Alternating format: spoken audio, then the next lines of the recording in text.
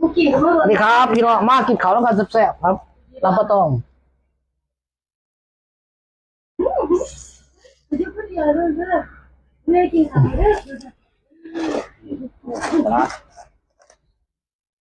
ติดเนื้อ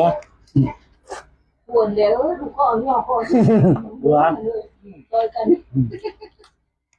โอ้ยโอ้ยหวานหลายย่างก่อนปวดบ้างมันเป็นยังไงโอ้ยอากาศก่อนไม่กินดาบเนี่ยต้น